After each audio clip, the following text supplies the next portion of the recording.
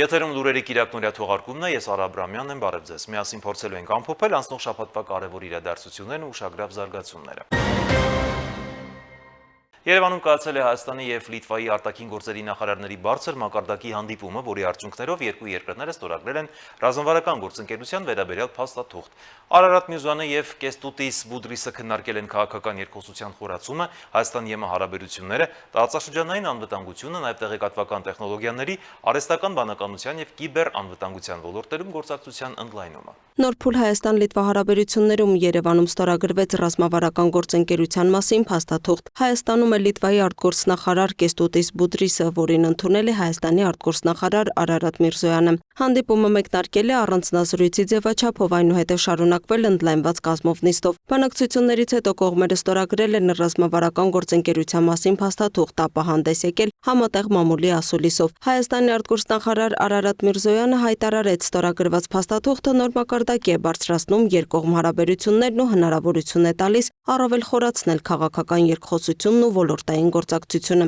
Ի դեպ, այցը տեղի է ունենում երկու երկրների դիվանագիտական հարաբերությունների հաստատման 35-ամյակի խորհրդանշական տարում։ Եվ հենց այս ժամկետում էլ մենք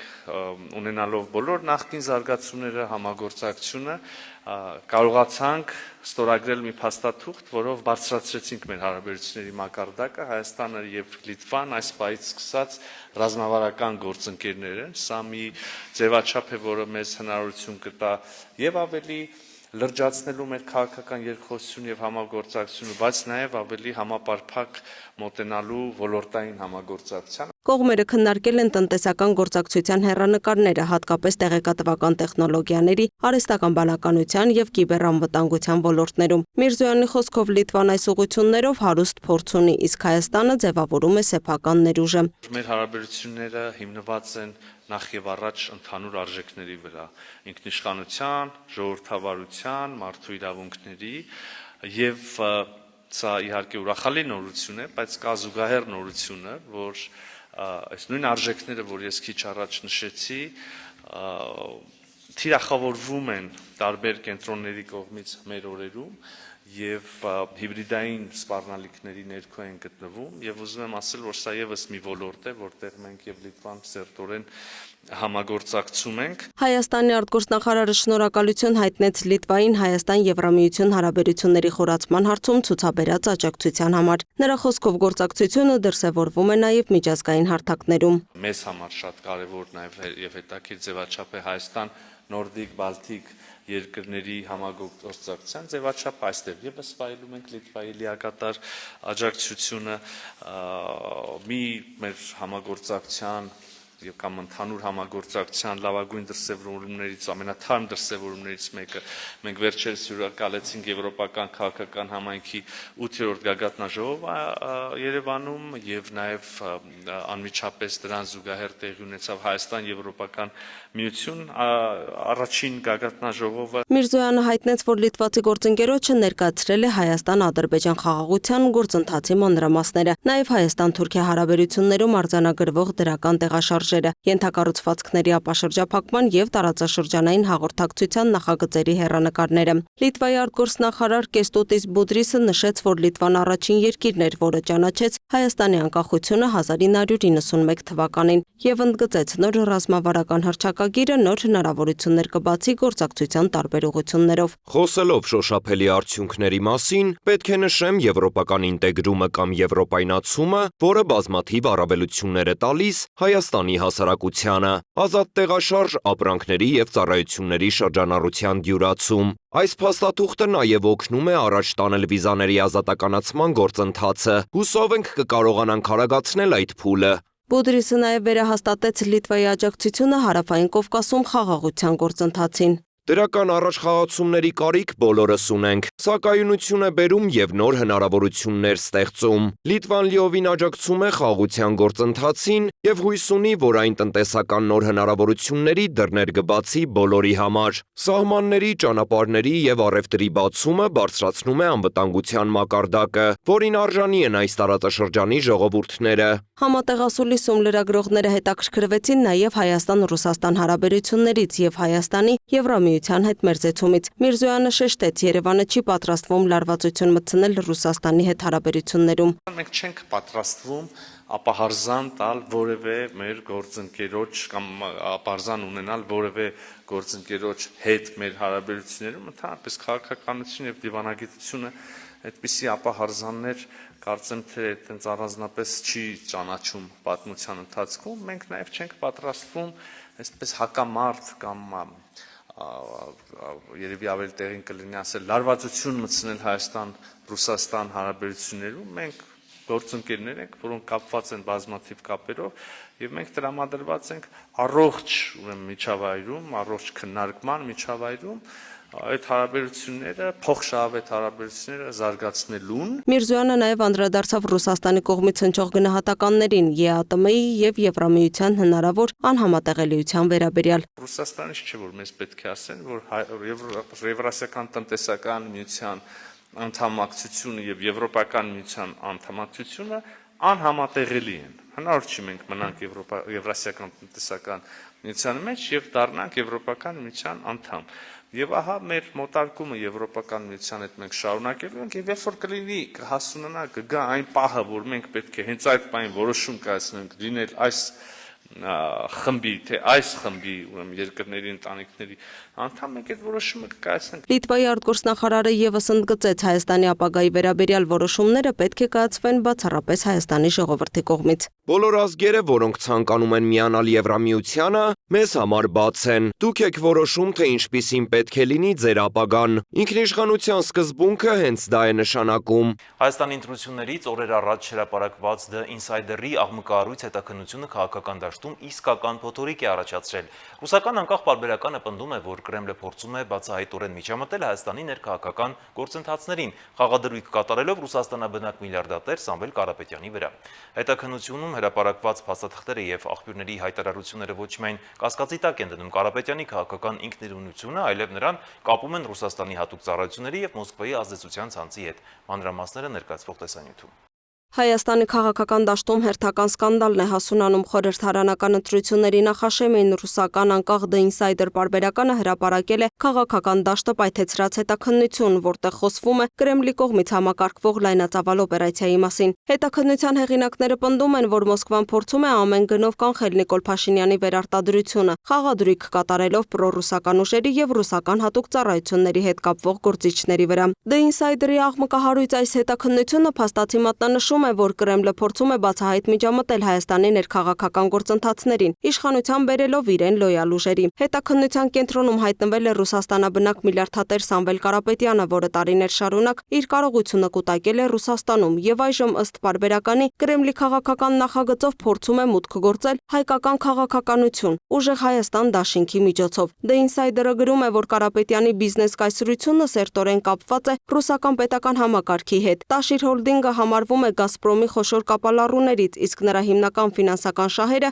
գտնվում են հենց Ռուսաստանում։ Սա արդեն ինքնին լուրջ հարցեր է առաջացնում, ում շահերն է պատրաստվում սպասարկել Կարապետյանը Հայաստանի վարչապետ դառնալու դեպքում, Հայաստանի թե Կրեմլի։ Սակայն ամենասկանդալային մասը վերաբերում է Կարապետյանի հնարավոր կապերին Ռուսաստանի անվտանգության դաշտային ծառայության FSB-ի հետ։ Պարբերականը հրապարակել է փաստաթուղթ, որտեղ 1999 թվականի անձնագրային գործում աշխատանքի վայրի հատվածում նշված է FSB-ի տեղեկատվական կենտրոն։ Ռուսաստանի Դաշնության ներքին գործերի նախարարության նախկին աշխատակցի մեկնաբանությամբ նման նշումը սովորաբար օգտագործվում է այն անձանց նկատմամբ, որոնց ստուգման դեպքում իրավապահ մարմինները նախ պետք է դիմեն Ռուսաստանի Դաշնության դաշտային անվտանգության ծառայությանը։ Այդպիսի կարգավիճակ հաճախ ունենում են հատուկ ծառայությունների վերահսկողության տակ գտնվող կամ ոչ հրապարակային գործակցող անձինք։ Թեև Սամվել Կարապետյանը շտապեց ամեն ինչ ներկայացնել որպես Փաշինյանի պատվեր, նրա արձագանքն ավելի շատ հուսական արդարացում էր, քան փաստարկված էր։ Նա ոչ միայն չներկայացրեց որևէ ապացույց, այլև փորձեց թեման վերածել անձնական վիրավորանքների եւ ծաղրի։ Այդ հրապարակումը Նիկոլ Փաշինյանի ձեռքի գործն է։ Ես 99 թվականին չեմ ստացել անձնագիր, ստացել եմ 93-4 թվականներին, դրա համար մեկ բան չունեմ։ Գաղտնիք եմ ասում։ Դուք էլ իրան գնացեք հարցրեք։ Շուտով ստանալու է սերժանտ։ Սակայն ուշագրավ է, որ Կարապետյանը չնայած հստակ չհերքեց հրապարակված փաստաթղթերի իսկությունը, սակայն այնուամենայնիվ պատրաստվում է իբրև դատական հայց ներկայացնել The Insider-ի դեմ։ Պարբերականի աղբյուրների համաձայն Կարապետյանը նախկինում երբեք ակտիվ քաղաքականությամբ չի զբաղվել, սակայն վերջին շրջանում Կրեմլը նրան ուժեղ ճնշել է քաղաքական դեր ստանձնելու եւ ուժեղ Հայաստան դաշինքը ձևավորելու համար։ Հետաքննությունը նաեւ պնդում է, որ Ռուսաստանը պատրաստ է միլիոնավոր դոլարներ ներդնել Փաշինյանի դեմ տեղեկատվական եւ քաղաքական պատերազմի մեջ։ Սա արդեն պարզապես ներքաղաքական պայքար չէ, խոսքը Հայաստանի ինքնիշխանության համար պայքարի մասին է։ Եթե հրապարակված տվյալները թեկուզ մասամբ համապատասխանում են իրականությանը, ապա ակնհայտ է դառնում, որ Մոսկվան փորձում է Հայաստանում ձևավորել վերահսկելի քաղաքական համակարգ, օգտագործելով ֆինանսապես եւ քաղաքականապես իրենից կախված գործիչների։ Հետաքննությունը նաեւ բացահայտում է ռուսական փափուկ ուժի մեխանիզմները Հայաստանում, Ռոսոտրուդնիչեստվոյի, ռուսական տան եւ տարբեր հասարակական հարթակների միջոցով։ Ըստ հրապարակման հատուկ ուշադրություն է դարձվում երիտասարդների շրջանում ռուսամետ տրամադրությունների ձևավորմանը, երկարաժամկետ ազդեցություն ապահովելու նպատակով։ Նշվում է նաեւ, որ Երևանում ռուսական դիվանագիտական առաքելության անվան տակ աշխատում են Ռուսաստանի Դաշնության արտաքին հետախուզության ծառայության, դաշտային անվտանգության ծառայության եւ ռազմական հետախուզության ներկայացուցիչներ։ Հոդվածում հիշատակվում են մի շարք պաշտոնյաների անուններ, որոնք ըստ պարբերականի պարբերաբար այցելել են Երևան եւ հանդիպումներ ունեցել հայաստանյան քաղաքական ու հասարակական շրջանակների ներկայացուցիչների հետ։ Այս բացահայտումից հետո Հայաստանի վարչապետ Նիկոլ Փաշինյանը կոշտ հայտարարությամբ արձագանքեց։ Միջազգային մամուլը անհերքելի փաստեր է հրապարակել, համաձայն որոնց կալուգացի օլիգարխը Ռուսաստանի Դաշնության անվտանգության ֆեդերալ ծառայության աշխատակից է։ Ընդ որում կալուգացի օլիգարխը լրագրողների հարցերին ի պատասխան չի հերքում այդ փաստը եւ չի հայտարարում, որ պատրաստվում է դատի տալ հրապարակման հեղինակներին։ Պատճառը մեկն է՝ հրապարակված փաստերը անհերքելի են եւ պետք է գնահատել կալուգացի օլիգարխի հավատարմությունը։ Նույնիսկ Պետրոս Առաքյալը 3 անգամ ուրացավ Հիսուս Քրիստոսին, իսկ կալուգացի օլիգարխը ոչ մի անգամ չուրացավ իր հարազատ հատուկ ծառայությանը։ Եվ հիմա առավել քան հասկանալի է, թե 44 օրյա պատերազմի ընթացքում ինչու էր կալուգացի օլիգարխը Հայաստանի եւ Ադրբեջանի միջև հավասարության նշան դնում եւ նրանց դիմում միևնույն կոչով։ Պատճառը մեկն էր՝ նա պարզապես օտարերկրյա հատուկ ծառայությունների աշխատակից է։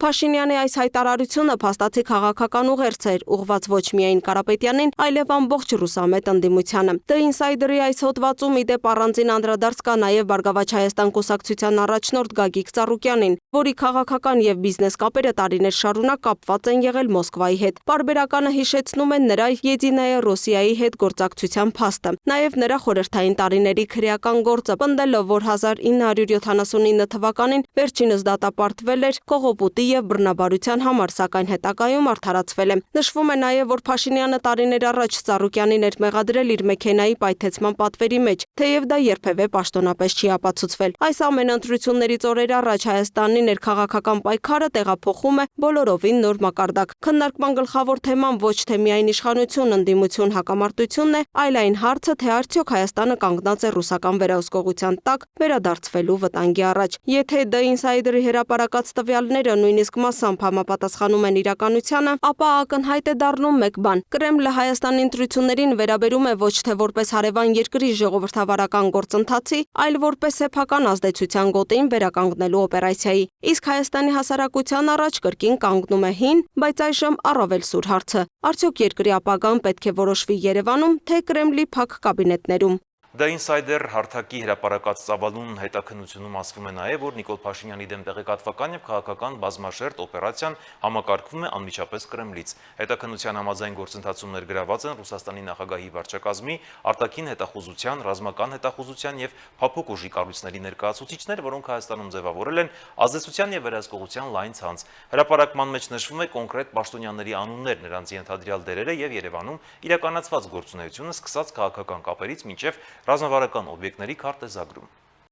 Փաշինյանի դեմ տեղեկատվական եւ քաղաքական օպերացիան համակարգում է Ռուսաստանի նախագահի վարչակազմում վերջերս ստեղծված ռազմավարական գործընկերության եւ գործակցության վարչությունը։ Հայտնում է The Insider միջազգային հարթակը, նշելով, որ այն ղեկավարում է Սերգեյ Կիրիենկոյի մերձավոր համարվող Վադիմ Տիտովը, որը նախկինում փորձել էր ներգրաված լինել նաեւ Հունգարիայի ընտրական գործընթացներում։ Հայկական ուղղության հիմնական համակարգողներն ըստ հարթակի Վալերի Չերնիշովն ու Դմիտրի Ավանեսովն են։ Երկուսն էլ ներկայացվում են որպես ռուսական հատուկ ծառայությունների հետ կապ ունեցող պաշտոնյաներ։ Չերնիշովը նախկինում աշխատել է ռազմական հետախուզությունում եւ դասավանդել դիվերսիոն աշխատանքի հիմունքներ, իսկ Ավանեսովը վերապատրաստում է անցել FSB-ի տեղեկատվական տեխնոլոգիաների ինստիտուտում։ Հետաքննության համաձայն նրանք բազմիցս եղել են Երևանում եւ հանդիպել հայաստանյան քաղաքական ու հասարակական շրջանակների ներկայացուցիչների հետ։ Հայաստանի ուղղությամբ աշխատող առանցքային դեմքերից մեկն էլ ըստ The Insider-ի Ռուսաստանի փոխվարչապետ Ալեքսեյ Օվերչուկն է, որը վերջին ամիսներին պարբերաբար զգուշացնում է Հայաստանին արևմուտքի հետ մերձեցման դեպքում հնարավոր տնտեսական հետևանքների մասին։ Ռուսաստանի Դաշնության արտգործնախարարությունում հայկական ուղղությամբ զբաղվում է Միխայիլ Կալուգինը, որի անունը նախկինում շրջանառվել է Միացյալ Նահանգների ընտրություններին ռուսական միջամտության թեմայով հրապարակումներում։ Հետաքննության մեջ առանձնահատուկ տեղ է հատկացվում նաև ռուսական փափուկ ուժի կառույցներին։ Ըստ հրապարակման ռուսական տան ղեկավար Վադիմ Ֆեֆիլովը այժմ համակարգում է ռուսական ազդեցության մշակութային եւ տեղեկատվական բաղադրիչը Հայաստանում։ Հետաքննության հեղինակները նաև նշում են Իգոր Չայկայի անունը, նախկին գլխավոր դատախազ Յուրի Չայկայի որդուն, որը ղեկավարում է Ռոսոտրուդնիչեստվոն։ Ըստ The Insider-ի հենց Չայկայի միջոցով նախկինում ֆինանսավորվել են նաև Մոլդովայում գործող պրոռուսական քաղաքական ուժերը։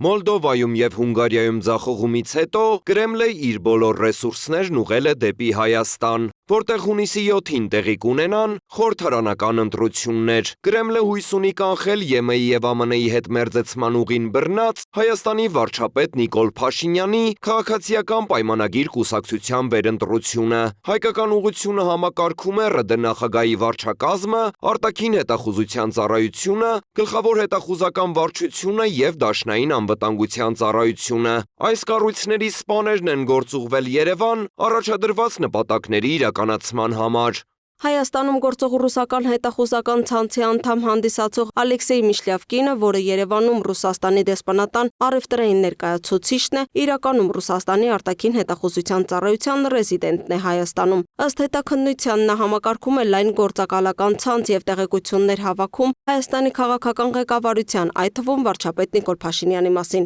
Հոդվածում նշվում է, որ Մոսկվայում Փաշինյանին նույնիսկ տվել են օպերատիվ մականուն Մորուք։ Միշլյավկինի տեղակալը ըստ հրապարակման Սերգեյ Կատինն է, որը եւս կապվում է արտաքին հետախուզության ծառայության հետ եւ 2022 թվականից աշխատում է հայկական ուղղությամբ։ Ռուսական ռազմական հետախուզության ներկայացուցիչ է ներկայացվում նաեւ Ռոսատոմի պաշտոնյա Վյաչեսլավ Պրոշկինը, որն ըստ հետաքննության ոչ միայն զբաղվում է Մեծամորի ատոմակայանի հարցերով, այլև հետևում Հայաստանի ղեկավարությանը։ Հոդվածում նշվում են նաև FSB-ի ներկայացուցիչներ Սերգեյ Կիվաչուկն ու Վիտալի Կուչերուկը, որոնք զբաղվում են ինչպես Հայաստանի ներքաղաքական իրավիճակի մշտադիտարկմամբ, այնպես էլ Հայաստան տեղափոխված ռուսաստանցիների վերահսկմամբ։ Կիվաչուկը ըստ հրապարակման ղեկավարում է այն աշխատանքները, որոնց շրջանակում ռուսական հատուկ ծառայությունները փորձում են վերահսկել պատերազմից հետո Հայաստան տեղափոխված եւ Պուտինի քաղաքականության դեմ հանդես եկող ռուսաստանցիներին։ Կուչերուկը հաճախ է այցելում Գյումրիի ռուսական ռազմաբազա, որտեղ ըստ հետաքննության հանդիպում է իր գործակալական կապերի հետ։ Հետախուզության ամենազգայուն հատվածներից մեկը վերաբերում է նաեւ Հայաստանի արտաքին հետախուզության ծառայության ղեկավար Քրիստինե Գրիգորյանին։ Ըստ հրապարակման ռուսական հատուկ ծառայությունները փորձել են ուսումնասիրել նրա կապերը եւ ազդեցության հնարավոր մեխանիզմները, սակայն լուրջ արդյունքների չեն հասել։ Հատուկ ծառայությունների խմբագրության աղբյուրը պատմել է. Քրիստինեին հրավիրում էին Մոսկվա, արտաքին հետախուզության ծառայության ակադեմիայում կարճատև ստաժավորում անցնելու, զրուցելու համար, բայց նա գնաց խելք հավաքելու ԱՄՆ կենտրոնական հետախուզական վարչությունում, իսկ հետո ամերիկացիները օգնեցին նրան Երևանում ստեղծել անհրաժեշտ կառուցվածքը։ Իհարկե փորփրում էին նրա անձնական կյանքը, տեստուգեցին, թե ում հետ էր նա մեր միջոցով թռել Պեկին, բայց օպերատիվ նշանակություն ունեցող տեղեկատվություն չստացան։ The Insider-ը նաև պնդում է, որ Երևանում աշխատող ռուսական ռազմական կցորդ Ալեքսանդր Գլադիշչուկը զբաղվում է Հայաստանի ռազմավարական նշանակության օբյեկտների քարտեզագրմամբ։ Մինչև Երևան տեղափոխվել է, նա աշխատել է Ռուսաստանի պաշտպանության նախարարության գաղտնի աշխարհագրական տեղեկատվության կենտրոնում եւ նախկինում նման գործունեություն է իրականացրել նաև Բելգիայում ՆԱՏՕ-ի օբյեկտների վերաբերյալ։ Հայաստանից առաջին անգամ արտահանվել է Հայաստանում մշակված եւ արտադրված վերջնական ռազմական արտադրանք։ Այս մասին հայտնել էր բարձր տեխնոլոգիաների եւ արդյունաբերության նախարար Մխիթար Հայրապետյանը, նշելով, որ մայիսին հայկական 3 ընկերություն միլիոնավոր դոլարների հասնող զենք է արտահանել երկու երկիր։ Հայտարարությունը սակայն քննադատել է ռազմաարդյունաբերական կոմիտեի նախկին նախագահ Ավետիք Քերոբյանը, պնդելով, որ ռազմական տեխնիկայի արտահանում եղել է նաեւ նախկինում։ Հայրապետյանը հակադարձել է նրան, ընդգծելով, որ խոսքը ոչ թե բաղադրիչների կամ երկակի նշանակության արտադրանքի, այլ վերջնական ռազմական պրոդուկտի մասին է։ Բարձր տեխնոլոգիական արդյունաբերության նախարար Մխիթար Հայրապետյանը երեկ իր ֆեյսբուքյան էջում հայտնել էր, որ մայիսին հայկական 3 ընկերություններ երկու տարբեր երկրներ են արտահանել միլիոնավոր դոլարների հասնող հայրենական արտադրության զենք։ Հայրապետյանի հայտարարությունը քննադատել էր ռազմաարդյունաբերական կոմիտեի նախկին նախագահ Ավետիք Քերոբյանը, պնդելով, որ Հայաստանից ռազմական տեխնիկայի արտահանում եղել է նաև նախկինում։ Ըստ Քերոբյանի դեռ 2015 թվականին տեղական ընկերություններից մեկը մի քանի միլիոն դոլարի հասնող բարձր տեխնոլոգիական ռազմական տեխնիկա էր արտահանել ՆԱՏՕ-ի անդամ երկիր։ Այսօր կայացած ասուլիսի ժամանակ բարձր տեխնոլոգիական արդյունաբերության նախարար Մխիթար Հայրապետյանը ներկայացրել է մանրամասներ, ընդգծելով, որ խոսքը ոչ թե բաղադրիչների կամ երկակի նշանակության արտադրանքի, այլ Հայաստանում մշակված եւ արտադրված վերջնական ռազմական արտադրանքի արտահանման մասին է։ Ես կարող եմ ասել այն տեղեկատվությունը, ինչին ես ինքս տիրապետում եմ, որ արտահանում եղել է, բայց այդ արտահանումը եղել է կամ քաղաքացիական կամ երկակի նշանակության արտադրանքի, ինչպես նաև եղել են օրինակ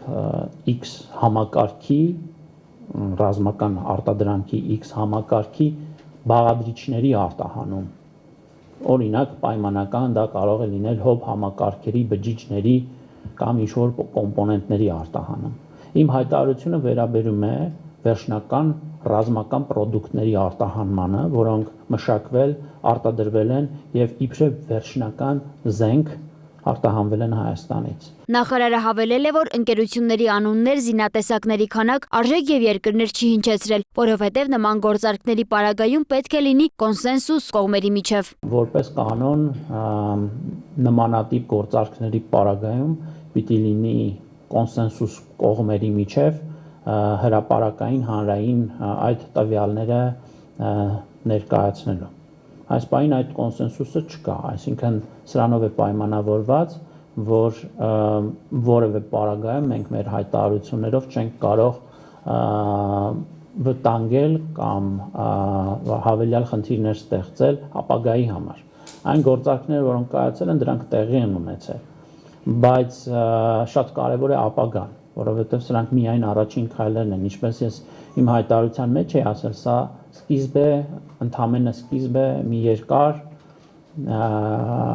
ճանապարհի։ Հայրապետյանը նաև նշել է, որ մայիսի 28-ի զորահանդեսին կցուցադրվեն Հայաստանի զինված ուժերում արդեն առկա ինչպես միջազգային գործընկերների հետ ռազմատեխնիկական գործակցության արդյունքում ձեռք բերված, այնպես էլ հայրենական արտադրության տեխնիկական միջոցներ, իսկ հունիսի 3-ից 4-ը Հայաստանում կայանալիք Ռայս ցուցահանդեսի շրջանակում կներկայացվեն պաշտպանական արդյունաբերության տարբեր լուծումներ, դրոններից ու ռադարներից մինչև կապի միջոցներ, արկեր եւ զրահապատ մեքենաներ։ Հայրապետյանի խոսքով արդեն ավելի շատ հայկական ընկերություններ ունեն արտահանման թույլտվություն, իսկ որոշները շուտով կստանան այն։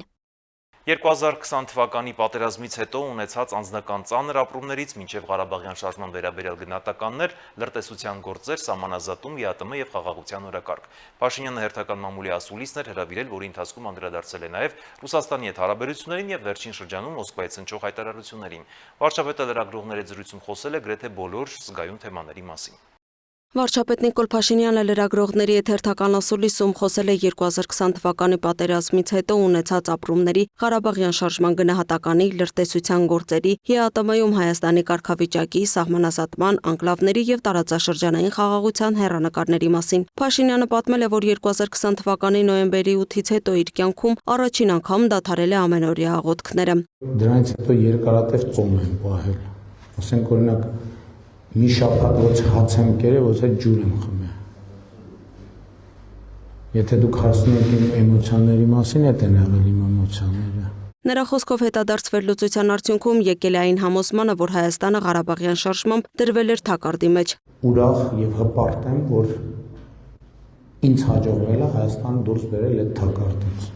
Սա վարչապետի ամենակննարկվող հայտարարություններից մեկն էր, սակայն Փաշինյանն ընդգծել է, այժմ իր հիմնական մտահոգությունն այն է, որ որոշ շրջանակներ փորձում են Հայաստանը կրկին վերադարձնել կոնֆլիկտի թակարդ։ Նա կոշտ արտահայտություններ է արել նաև ընդդիմադիր գործիչների հասցեին, մասնավորապես անդրադառնալով երկրորդ նախագահ Ռոբերտ Քոչարյանին եւ Բարգավաճ Հայաստան կուսակցության ղեկավար Գագիկ Ծառուկյանին։ Ես չեմ զարմանում, որ ասենք Ռոբերտ Քոչարյանը նման մարդը էմոցիա չունի, նա որտեղ սառնասիրտ մարդասպան է, ինչի պետք է էմոցիա ունենա։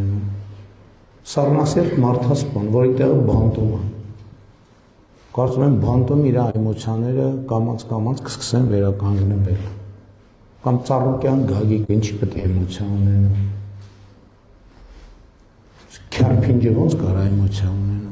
Վարչապետն անդրադարձել է նաև Անդրանիկ Թևանյանի նկատմամբ պետական դավաճանության եւ լրտեսության հոդվածներով հարուցված քրեական վարույթին։ Ըստ քննչական կոմիտեի Թևանյանը 2024 թվականին օտարերկրյա հատուկ ծառայությունների ներկայացուցիչների հանձնարարությամբ գաղտնի տեղեկություններ է փոխանցել, դրա դիմաց ստանալով ավելի քան $622,000։ Վարչապետը հայտարարել է, որ այսօր էլ կան անձինք, որոնց իշխանությունները համարում են լրտեսներ, սակայն նրանք դեռ չեն ձերբակալվել։ Պարզա չէ, լրտեսը գործունեություն է ծավալ։ Հենց իմացանք լրտեսը գնալ միանգամից բռնելը, կներեք դա գրագետ չի։ Պետք է թողել իր կապերը տեսնել ում հետ է աշխատում, ումա փոխանցում ինֆորմացիա, ումից է ստանում ինֆորմացիա, ինչ հանձնարարություններ է տալիս իր կուրատորը իրան, ինչի մասին է այդ հանձնարարությունները, որովհետև այդ հանձնարարությունները ինֆորմացիա ինչ է տալիս մեր դեմ իրականացվող հետախուզական գործունեության մասին։ Ում է ներգրավում, որ կուսակցության ցուցակում է հայտնվում, ոնց է հայտնվում այդ կուսակցության ցուցակում, այդ կուսակցության ղեկավարը ումից է ստանում հրահանգը, ինչու է կատարում այդ հրահանգը, գիտակցում է, թե չի գիտակցում, որ ինքը գործ ունի օտարերկրյա հատուկ ծառայությունից իրեն տրված հանձնարարականի հետ։ Եվ նա ով կատարում է օտարերկրյա հատուկ ծառայության հանձնարարականը, ինքը նույնպես առնվազն Չ կլասի լրտես է։ Անդրադառնալով արտաքին քաղաքականությանը, Նիկոլ Փաշինյանը խոսել է նաև Եվրասիական տնտեսական միության թեմայից։ Նրա խոսքով ԵԱՏՄ-ում Հայաստանի կարգավիճակի հարցը կարող է քննարկել միայն Հայաստանը։ Անդրադառնալով սահմանազատման ու անկլավների թեմային, Փաշինյանը հայտարարել է, որ Հայաստանը չի կարող հրաժարվել անկլավների թեմայից, քանի որ ինքն էլ ունի անկլավ Արցվաշենը։ Նրա խոսքով որևէ մեկը չի կարող հրաժարվել Հայաստանի ինքնիշխան տարածքից, իսկ սահմանազատման վերջնական արդյունքով Հայաստանի տարածքը պետք է կազմի 29743 քառակուսի կիլոմետր։ Մենք չենք կարող հրաժարվել մի պարզ պատճառով, որովհետև մենք ինքներս ունենք անկլավ Արցվաշենը։ Ինքը հրաժարվել դրանից չեմ կարող հրաժարվել, որովհետև եթե որևէ մեկը հրաժարվի, դա քրեական պատասխանատվության հիմք է, ոչ մեկ չի կարող Հայաստանի ինքնիշխան տարածքից հրաժարվել։ Այդ պարզ է, որ դա այնպես պարզ թեմա չի եւ որևէ որովհետև թեմա քննարկվում է, որևէ պայմանավորվածություն, որևէ, այսպես ասած, ռազմավարություն, որևէ հայեցակարգ այդ հարցի լուծման հետ պայդրությամբ չկա։ Բայց նաև կանոնակարգը սահմանում է դեպքեր, որ պետք է հնարավոր է նաև տասնյակ անգամներ ենք խոսել։ Պետք է նայվի, թե այդ հարցին մենք ոնց ենք մոտենում։ Վարչապետը վստահեցրել է նաև, որ որևէ գաղտնի պայմանավորվածություն այս պահին գոյություն չունի, իսկ հնարավոր լուծումները լինելու են հրապարակային եւ թափանցիկ։ Ըստ Փաշինյանի ամենամեծ խնդիրն այն է, որ մենք չենք գիտակցել, որ պատերազմի մեջ ենք եղել մինչև 2020 թվականի սեպտեմբերի 29-ից առաջ։ Իսկ դա չգիտակցելը խեղաթյուրում է իրականությունն ու ունենում իր հետևանքները։ Ադրբեջանցիների վերաբնակեցման մասին շրջանառվող խոսակցությունները վարչապետը կտրուկ հերքել է, դրանք անվանելով սուտ։ Փաշինյանը հայտարարել է, որ իր իշխանության օրոք Հայաստանում ադրբեջանցիներ չեն վերաբնակեցվելու եւ շեշտել, որ Ղարաբաղի հարցը փակված է։ Խոսելով ներքաղաքական գործընթացներից Փաշինյանը հայտարարել է, որ ընթացող քարոզարշավն իրեն հիշեցնում է 2018 թվականի հեղափոխությունը։ Նա այս փուլը նույնիսկ անվանել է երեխաների հեղափոխություն, նշելով, որ հատկապես երիտասարդներն ու երեխաներն են քաղաքական ակտիվության հիմնական շարժիչ ուժը։ Վարչապետի պատկերացմամբ Հայաստանի ապագան խաղաղության համաձայնագրով, բաց սահմաններով եւ զարգացող տնտեսությամբ պետություն է, որտեղ նրա գնահատմամբ առաջիկա 15 տարիներին հնարավոր կլինի առնվազն կրկնապատկել տնտեսական աճը։ Շարունակում ենք թողարկումը։ Ազգային ժողովի տնտեսական հարցերի մշտական հանձնաժողովի նիստում падգամավորները քննարկել են մի շարք կարևոր օրենսդրական նախաձեռնություններ, որակարգում են եղել անշարժ գույքի գրանցման եւ կադաստրային քարտեզների սխալների ուղղման մեխանիզմերի հստակեցումը, հարկային օրենքների փոփոխությունները, ներդրումային ֆոնդերի գործունեության ընդլայնումը, նաեւ առցանց խաղային ոլորտի վերահսկողության խստացումը։ Նիստում ներկայացվել է նաեւ հանրային ծառայությունները կարգավորող հանձնաժողովի 2025 թվականի գործունեության հաշվետվությունը։ Ազգային ժողովի տնտեսական հարցերի մշտական հանձնաժողովում այսօր քննարկումների առանցքում մի շարք կարևոր օրենսդրական նախաձեռնություններ էին, սկսած անշարժ գույքի գրանցման խնդիրներից մինչև հարկային, ներդրումային եւ խաղային ոլորտների կարգավորումներ։ Կադաստրի կոմիտեի ղեկավարի տեղակալ Նանե Ղազարյանի խոսքով ներկայում բացակայում է կադաստրային քարտեզներում եւ պետական գրանցման տվյալներում առկա սխալների հայտնաբերման եւ ուղղման միասնական ընթացակարգը, ինչը հաճախ հանգեցնում է դատական եւ վարչական վեճերի։ Նախագծով առաջարկվում է հստակեցնել սխալների հայտնաբերման եւ իրավաչափ ուղղման գործընթացները։ Մենք կատարում ենք լրացում գույքի նկատմամբ իրավունքների պետական գրանցման մասին օրենքում եւ սահմանում ենք որոշակի առանձնահատկություններ ունեցող վարչահարության տեսակ, որը հնարավորություն կտա քաղաքացիներին անշարժ գույքի միավորի մակարդակով, եթե կա որոշակի անճշտություն, սխալ խնդիր կադաստրային քարտեզում, դիմելու կադաստրի կոմիտե եւ կատարելու համապատասխան սխալի ուղղումը։ Հանձնաժողովը քննարկեց նաեւ հարկային օրենսգրքում նախատեսվող փոփոխությունները։ Պետեկամուտների կոմիտեի նախագահի տեղակալ Ռաֆայել Գևորգյանի ներկայացմամբ նախաձեռնությունը նպատակ ունի համապատասխանեցնելու Հայաստանի օրենսդրությունը միջազգային հարկային չափանիշներին եւ կատարելու տեղեկությունների ավտոմատ փոխանակման շրջանակում ստանձնած պարտավորությունները։ Խոսքը վերաբերվում է տարիներ առաջ 24 թվականին Հայաստանի Հանրապետության կողմից ստորագրված եւ ավերացված ֆինանսական հաշիվների փոխանակման մասին համաձայնագրին, որի շրջանակներում Հայաստանը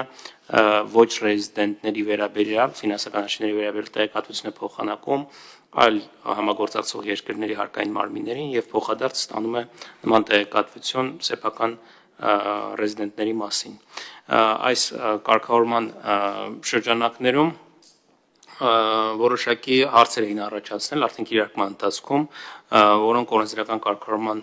առիթ են դարձել, մասնավորապես հարցեր են առաջացել ստանդարտին որոշակիորեն անհամապատասխանությունների կամ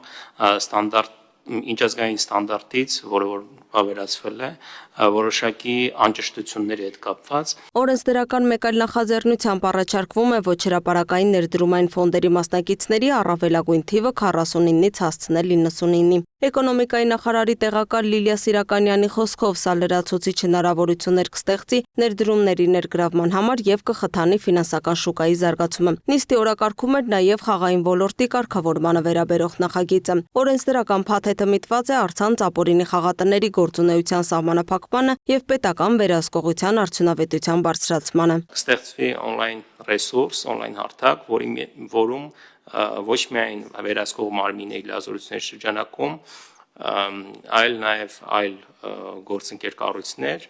կկարողանան ավելացնել այն ապօրինի կայքերը,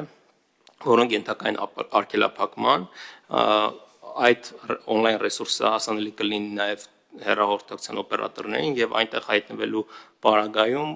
օրերի ընթացքում մենք ակնկալում ենք, որ հեռահաղորդակցության օպերատորները տվյալ կայքերը արգելափակեն։ Նիստի ընթացքում ներկայացվեց նաև հանրային ծառայությունները կարգավորող հանձնաժողովի 2025 թվականի գործունեության մասին հաղորդումը։ Հանձնաժողովի նախագահ Մեսրոպ Մեսրոպյանի խոսքով 2025 թվականին հոսանքի, ջրի, գազի սակագները մնացել են անփոփոխ, իսկ էլեկտրաէներգիայի ազատական շուկայի մասնաբաժինը հասել է ավելի քան 33%-ի։ Ընդլայնվել է նաև վերականգնվող էներգետիկայի ներուժը։ Հայաստանում արդեն գործում է 100 արևային էլեկտրակայան։ Գործողների հզորությունը կազմել է 448 մեգավատ, կառուցվողները, որ այդ 42-ը պետք է կառուցվեն, 183 մեգավատ։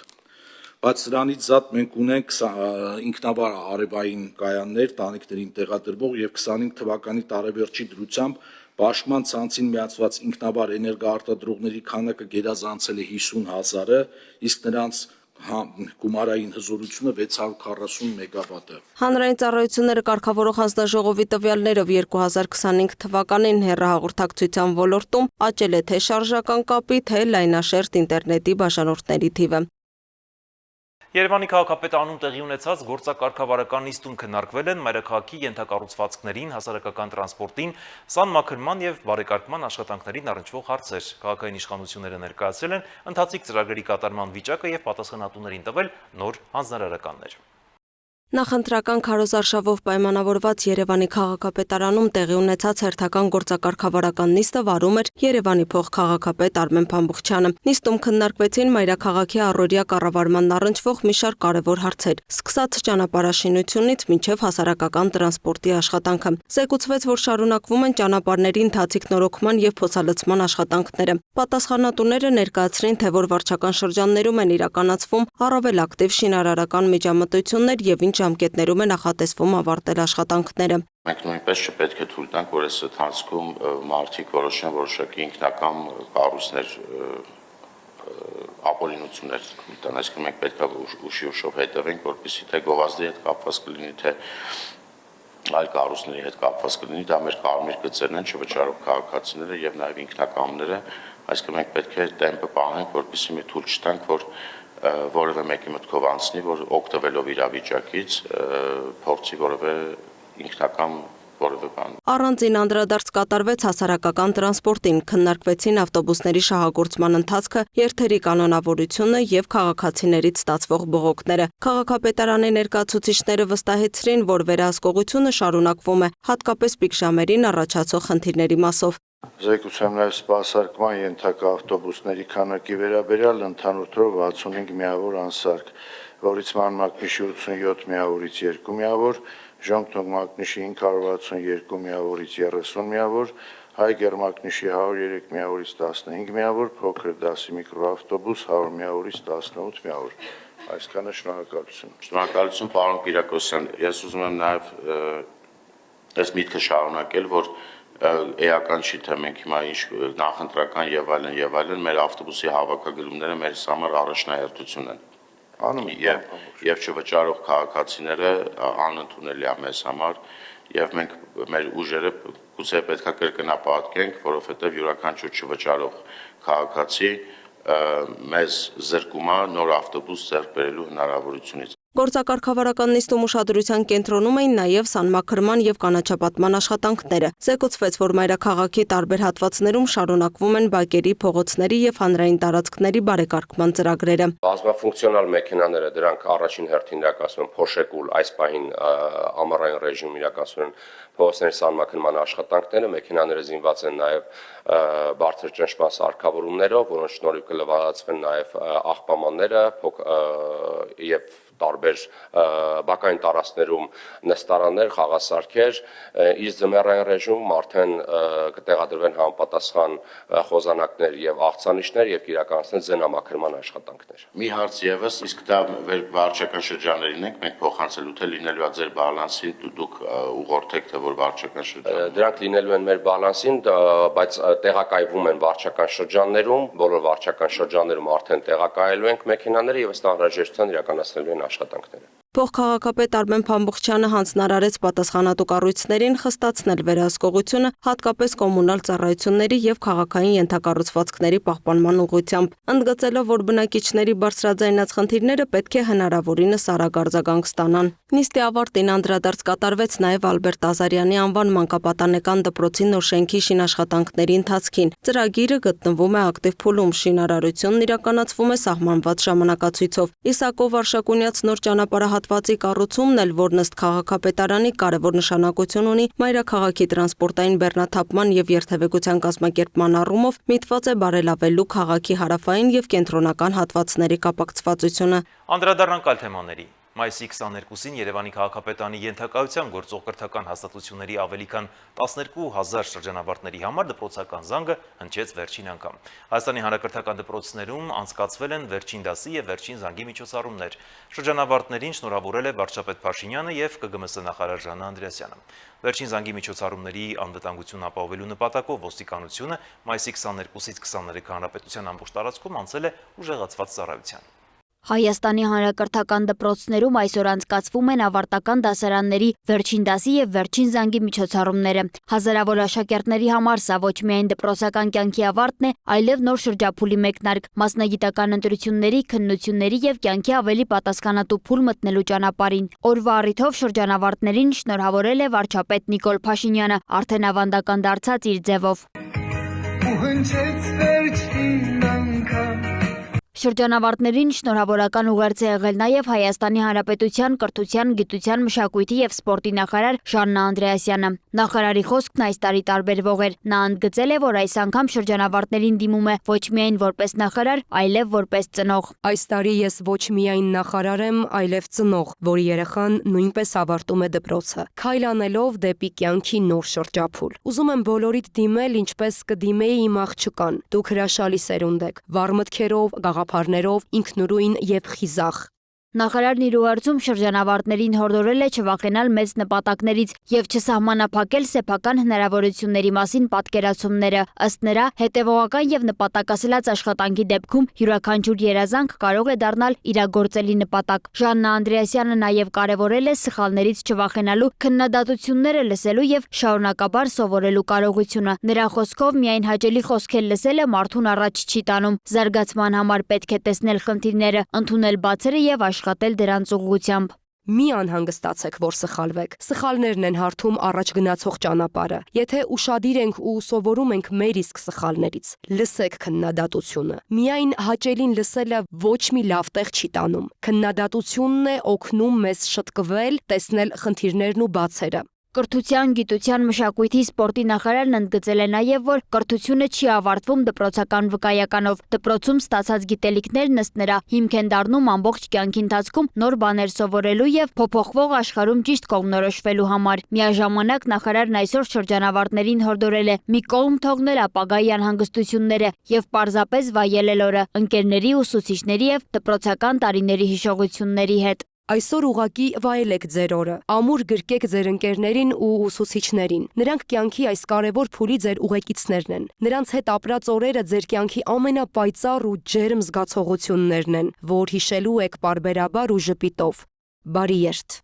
Կրթության, գիտության, մշակույթի, սպորտի նախարարության տվյալներով 2025-ից 26 թվականների ուսումնական տարում հանրակրթական ուսումնական հաստատությունները կավարտի 39119 9-րդ դասարանցի եւ 22205 12-րդ դասարանցի։ Համեմատության համար նշենք, որ նախորդ 2024-25 ուսումնական տարում հանրակրթական դպրոցն ավարտել էին 38836 9-րդ դասարանցի եւ 20650 12-րդ դասարանցի, այսինքն այս տարի 9-րդ դասարանն ավարտողների թիվն ավելացել է 283-ով, իսկ 12-րդ դասարանն ավարտողների թիվը 1555-ով։ Վերջին զանգի միջոցառումների անվտանգությունն ապահովելու նպատակով մայիսի 22-ին եւ 23-ին ոստիկանությունը հանրապետության ամբողջ տարածքներում իրականացնելու է ուժեղացված ծառայություն։ Ոստիկանության կարգախմբերը կլինեն ուսումնական հաստատությունների եւ ավարտական միջոցառումների տարածքներում հասարակական կարգն ու անվտանգությունը պահպանելու նպատակով։ Այսօր հազարավոր շրջանավարտների համար հնչող վերջին զանգը դպրոցական կյանքի ավարտի խորհրդանիշն է, բայց նաև նոր ճանապարհի սկիզբ, ավելի մեծ պատասխանատվությամբ, ընտրությամբ եւ հնարավորություններով։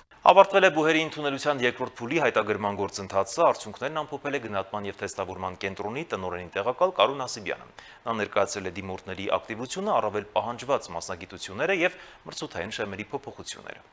Ավարտվել է բուհերի ընդունելության երկրորդ փուլի հայտագրման գործընթացը, գնահատման եւ թեստավորման կենտրոնի տնօրենի տեղակալ Կարոն Ասիբյանը նշել է, որ երկրորդ փուլին մասնակցել են այն դիմորդները, որոնք առաջին փուլում չեն հաղթահարել մրցույթը կամ ցանկանում էին փոխել իրենց նախընտրած մասնագիտությունը եւ բուհը։ Այս փուլում առավել մեծ հետաքրքրություն է գրանցվել տեղեկատվական տեխնոլոգիաների, բժշկության, իրավագիտության եւ տնտեսագիտության մասնագիտությունների նկատմամբ։ Միաժամանակ որոշ մարզային բուհերում դեռևս պահպանվում են թափուր տեղեր։ Հունվար ամսին մարդկանց թիվը եղել է 12537, բայց հանձնել են 21130 մարդ քննություն։ Սա խոսում է այն մասին, որ հունվար-փետրվար ամիսներին դիմորդներ ավելի շատ հանձնել են 2 քննություններ։ 16482-ը բաժանվել են հետևյալ կերպ. մասնագիտություն հայտագրածներ 15766, այդ թվում միասնական քննության հայտագրվածներ 12884 եւ ներբուհական քննության համար հայտագրվել են 2882։ Առանց մասնագիտություն նշելու հայտագրվել է 629 դիմորդ եւ այլ բուհեր ընդունվելու համար հայտագրվել է 87 դիմորդ։ Այս տարի որոշ մասնագիտությունների դեպքում անցողիկ շեմերը բարձրացել են, պայմանավորված դիմորդների մեծ թվով եւ բարձր արդյունքներով։ Առաջիկայում կհրապարակվեն վերջնական ցուցակները, իսկ ընդունված դիմորդները սահմանված ժամկետում պետք է ներկայացնեն անհրաժեշտ փաստաթղթերը համապատասխան բուհեր։ Դիմորդներ ավելի շատ ունեն, ինչպես միշտ Երևանի պետական համալսարանը, երկրորդ տեղում պետական տնտեսագիտական համալսարանն է, երրորդ տեղ ճարտարապետաշինարարական եւ ազգային պոլիտեխնիկական համալսարանը, բժշկական համալսարանը, Բրյուսելյան պետական համալսարան, պետական մանկավարժական համալսարանը եւ այսպես մինչեւ տեսեք այնուհետև հայկական բժշկական ինստիտուտը ոչ պետական ուսումնական հաստատություն 18-րդն է, միակ ոչ պետական ուսումնական հաստատությունն է, որ 100-ից ավելի դիմորդ ունի։ Գնահատման եւ թեստավորման կենտրոնի տնօրենի տեղակալ Կարոն Ասիբյանը դիմորդներին հորդորել է ուշադիր հետևել պաշտոնական հայտարարություններին եւ պահպանել սահմանված ժամկետները հետագա խնդիրներից խուսափելու համար։ Այսպիսին էր անցնող շաբաթը, հետևեք Free News-ի լրատվությանը, առողջ եղեք։